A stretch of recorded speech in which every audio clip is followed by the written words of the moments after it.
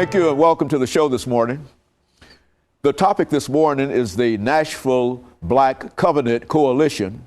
And we're fortunate to have with us this morning to talk about the Nashville Black Covenant Coalition, the coordinator of the Nashville Black Covenant Coalition, Mr. KCaine.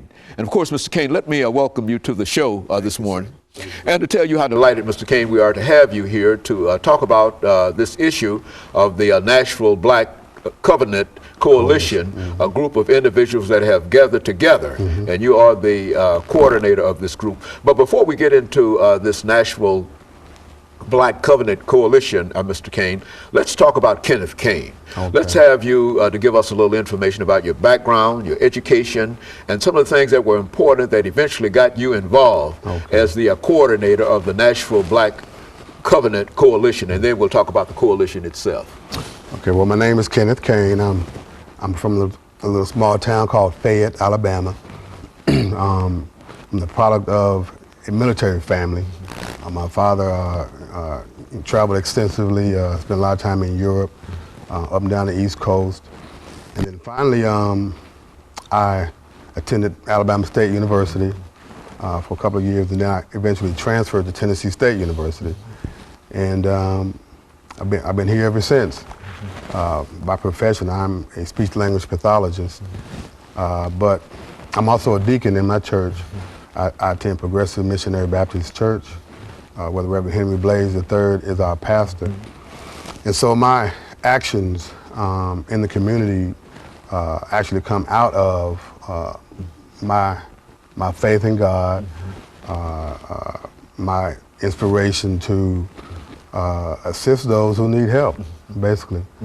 Very good. And you know now, Mr. Caine, when we talk about, excuse me, the Nashville Black Covenant Coalition, exactly what are we talking about? Why don't you give our audience some idea of what this organization is all about and how it came into being and who the members of this coalition, that kind of information. Okay. Yes. Well, they got started back in 2006, back when Tavis Smiley's book, The Covenant of Black America, came out, and it went to the top of the New York Times bestsellers list.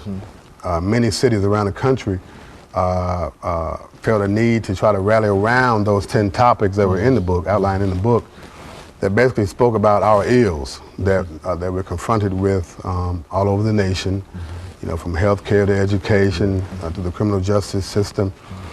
And so a group of us, people like Kwame Lillard, Reverend Blaze, Dr. Al Hadid, Mr. Matthew Walker Jr. from the Civil Rights Movement, and others, got together and we started just kind of, you know, discussing what can we do here in Nashville at this time.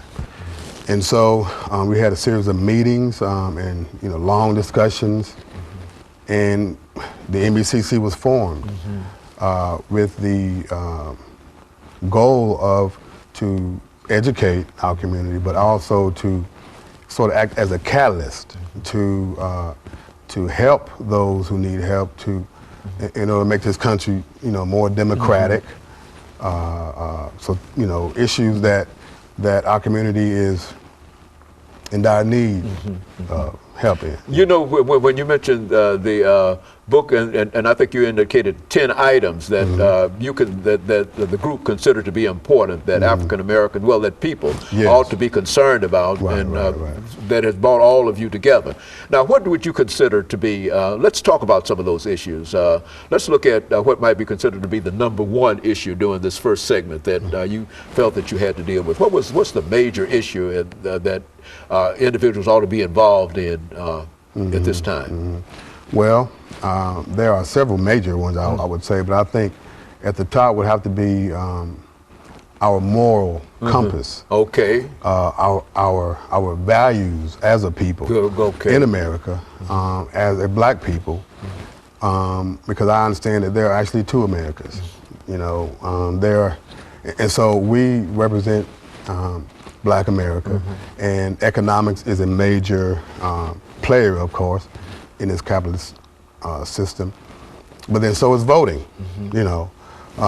And so we do have a conference that we're planning, and I guess we're going to discuss that further in the program.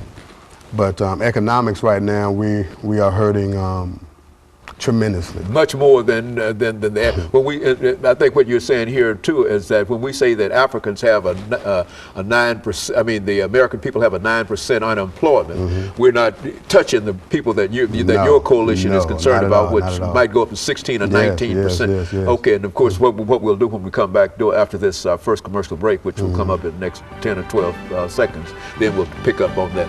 And we'll be back with our audience following this very, very short commercial break.